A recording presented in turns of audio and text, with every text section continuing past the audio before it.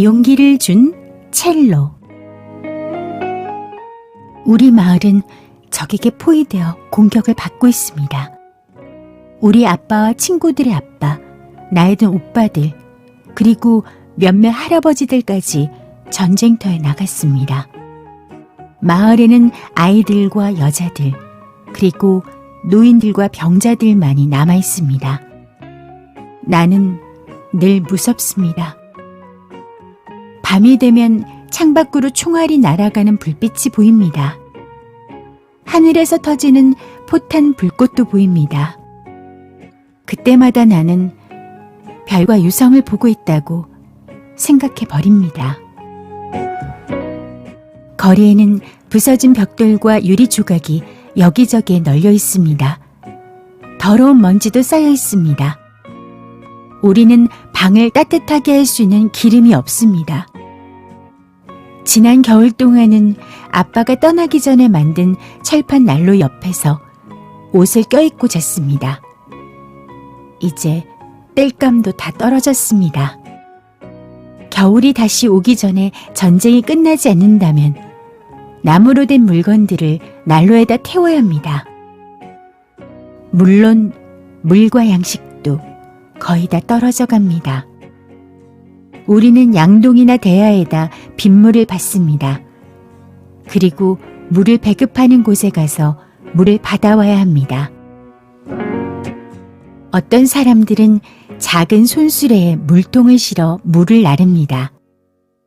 겨울에는 많은 사람들이 썰매를 이용했습니다. 지난주에는 휠체어에 물을 실어 나르는 할머니를 보기도 했습니다.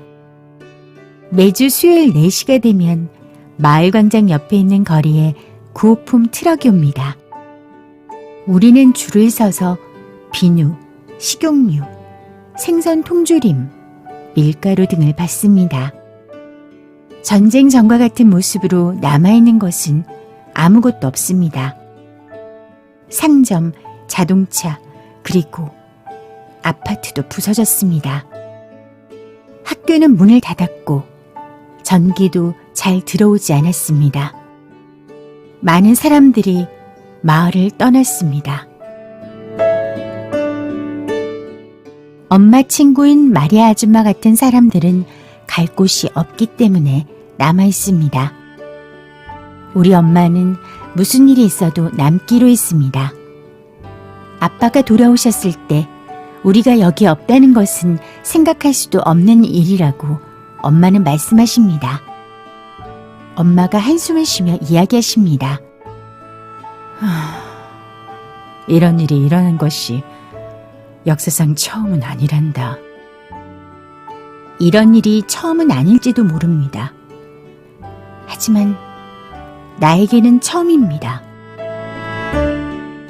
나는 밖으로 나가지 않고 친구들과 아파트 안에 있는 층계 밑에서 놉니다.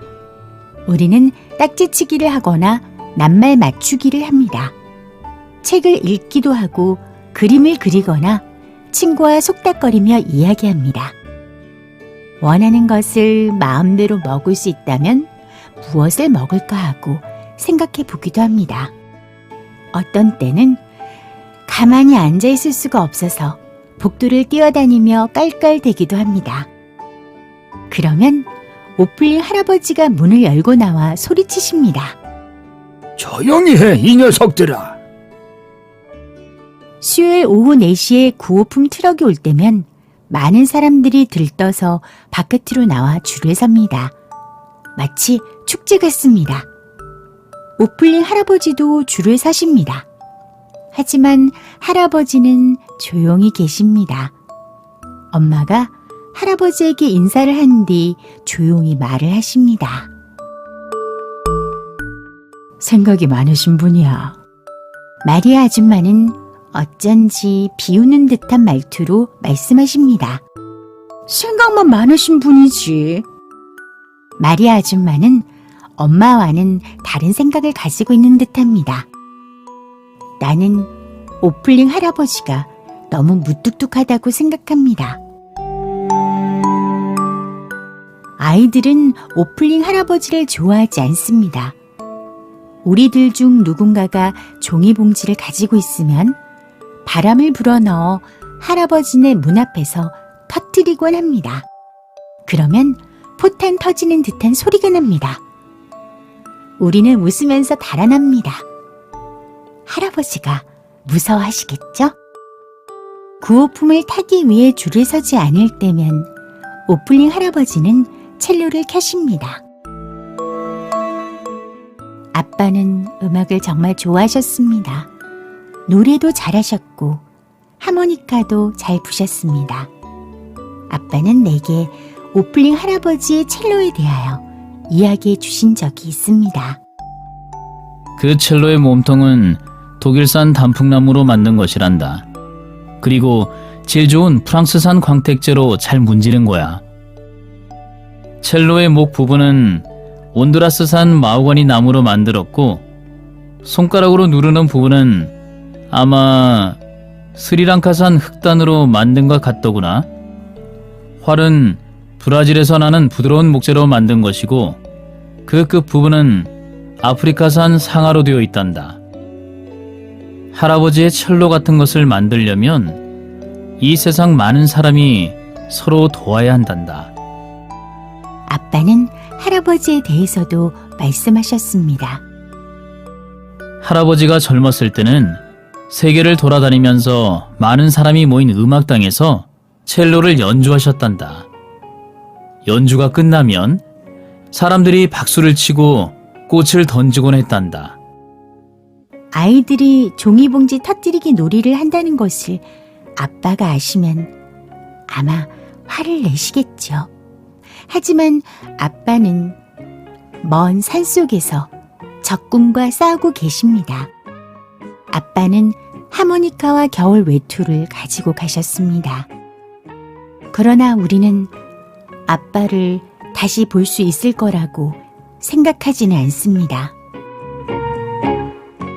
날씨가 흐린 어느 수요일 오후, 친구인 엘레나와 나는 계단 아래서 낱말 맞추기를 하고 있었습니다. 우리는 구호품 트럭이 요란한 소리를 내며 도착하는 소리를 들었습니다. 하지만 놀이를 그만둘 수 없어서 줄을 서려고 바깥으로 달려나가지 않았습니다. 사람들이 바깥으로 나가는 소리가 들렸습니다. 웃고 떠드는 소리가 났습니다. 그리고는 포탄이 터지는 소리가 크게 들렸습니다. 트럭이 폭발하고 여러 사람이 심하게 다쳤습니다. 부서진 파편들을 치우고 마당을 깨끗이 쓸어도 앞으로 구호품은 오지 않을 것입니다. 이제부터 물건을 구하려면 수 킬로미터를 걸어야 합니다. 일주일에 하루씩 있었던 특별한 날도 이제는 없어졌습니다.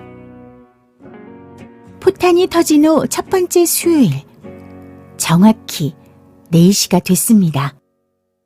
오플링 할아버지가 정장을 하고 첼로와 의자를 들고 광장에 나타나셨습니다.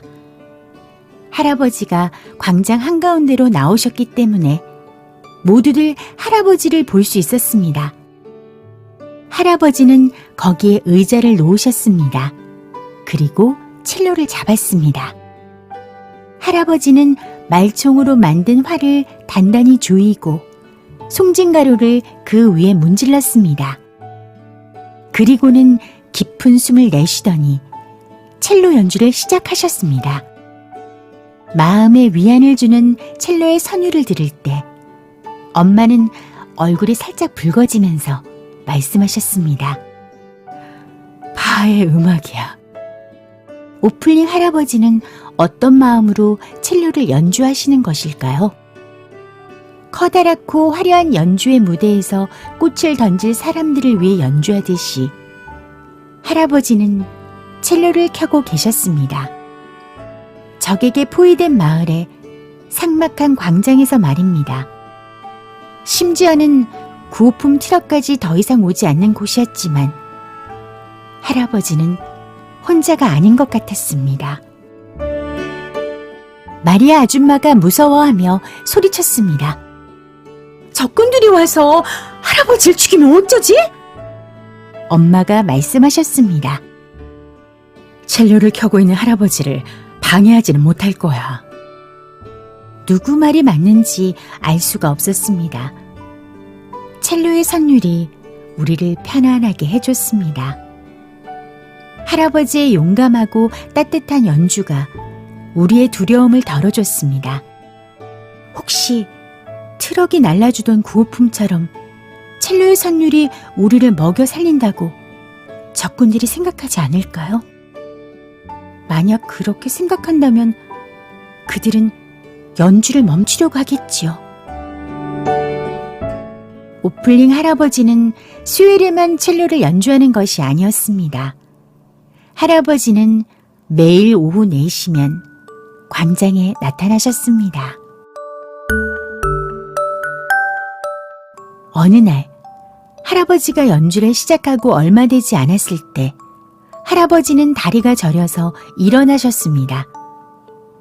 할아버지는 첼로를 의자에 기대어 놓고는 벽에 서서 다리를 주무르고 계셨습니다. 그 순간 포탄이 날아왔습니다. 검은 연기가 풀썩 일었습니다. 연기가 거친 후에야 할아버지가 다치시지 않았다는 것을 알 수 있었습니다. 그러나 첼로는 나무 조각과 엉킨 줄만 남긴 채 산산조각이 나버렸습니다. 이제 무엇이 우리를 편안하게 해줄 수 있을까요? 바로 다음 날 나는 갈색 종이 봉투를 하나 찾았습니다. 작고 구겨진 봉투였습니다. 난 정성을 다해서 봉투를 판판하게 폈습니다. 그리고 아빠의 무거운 사전으로 눌러서 하룻밤을 놓아두었습니다. 아침이 되어 나는 크레용을 담아둔 통에서 제일 좋은 크레용을 골랐습니다. 대부분 몽당 크레용이었습니다. 그렇지만 아직도 여러 색깔이 남아 있었습니다. 나는 조심해서 아직 주름이 진 봉투에 그림을 그렸습니다. 검은 옷을 입고 의자에 앉아 첼로를 켜고 계시는 오플링 할아버지의 모습이었습니다. 그리고 할아버지 주위에 밝은 색의 꽃도 그렸습니다. 그림이 다 되자 나는 그림을 들고 할아버지의 방으로 살금살금 걸어갔습니다. 나는 귀를 쫑긋 세워 문에 대고 소리를 들었습니다. 방 안은 조용했습니다. 나는 조심스럽게 그림을 방문 밑으로 밀어 넣은 다음 재빨리 돌아섰습니다. 그날 오후 정확히 4시가 되었을 때 오플링 할아버지는 의자를 들고 건물 바깥으로 나오셨습니다. 모두들 놀랐습니다. 할아버지는 창가에 서 있는 나를 보더니 미소를 지으셨습니다. 그리고 겉옷 주머니에서 작고 반짝이는 물건을 꺼내셨습니다. 하모니카였습니다. 그때부터 매일 1시간씩 오플링 할아버지는 광장에 앉아 하모니카를 부셨습니다. 하모니카의 선율은 슬프고 달콤하고 잔잔했습니다. 오플링 할아버지가 연주하던 첼로의 웅장한 소리와는 아주 달랐습니다. 엄마는 말씀하셨습니다. 하지만 역시 바하의 음악이야. 그 음악은 우리를 기쁘게 해줬습니다. 그리고 하모니카를 부시는 할아버지의 용기는 우리의 두려움을 덜어줬습니다.